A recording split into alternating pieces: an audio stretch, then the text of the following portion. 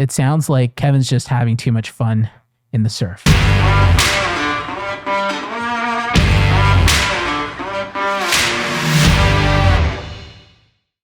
We shouldn't have canceled pipelines. That was bad policy. It can be fixed. Supply chains will be fixed as well. What? So right now, if I were to buy stocks, which I am doing, because supply chains will be fixed.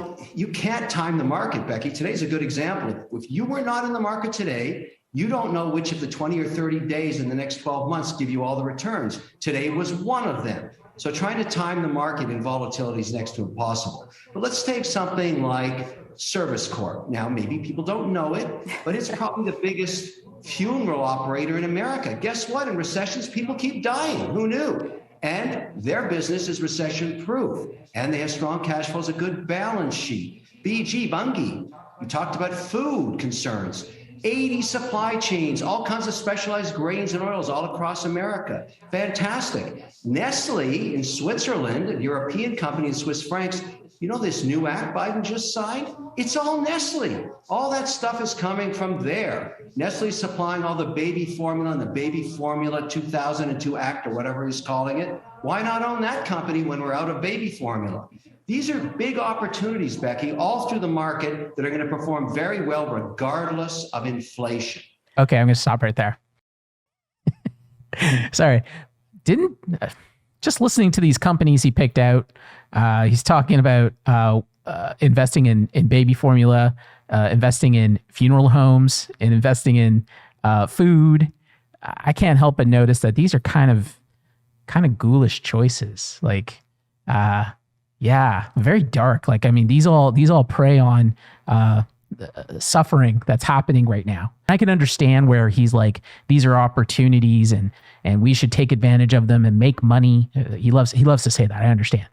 But this is a very ghoulish positioning. And the scary thing about this is that when money chases these kind of scenarios, we create a feeding loop in the system where, well, if there's a crisis, here's an opportunity to make money.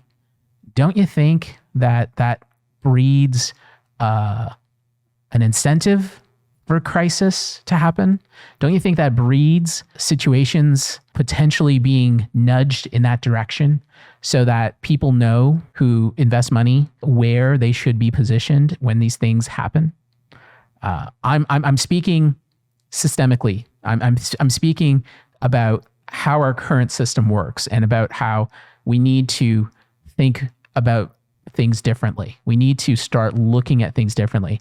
If you are okay being a ghoul and preying on the suffering that's happening to hundreds of millions of people, if not billions of people around the world, by putting your money into certain companies that now are in a position to profit from that suffering, that's your choice.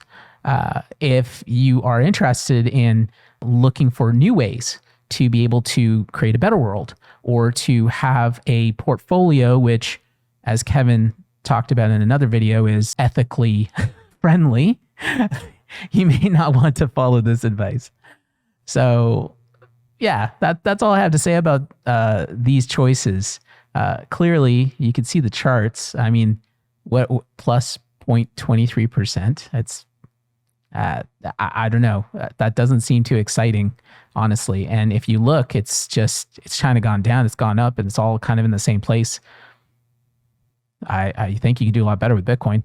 It's also ironic that he's talking about how you know, if you're not in the markets now, you don't know with all this volatility where you're going to be able to make the money, and it could happen in the next 23 weeks. He was just talking about Bitcoin in another video where he was saying, I know it's volatile, but we'll get past that. Like volatility was a bad thing. Now he's bragging about volatility when it comes to stocks. Whew. Yeah. And look at the movements. The movements are horrible. Like I'm not excited about this. If I had millions in this, it only went up 0.23%. And you only make money when you sell. So I don't understand his enthusiasm. That's just me.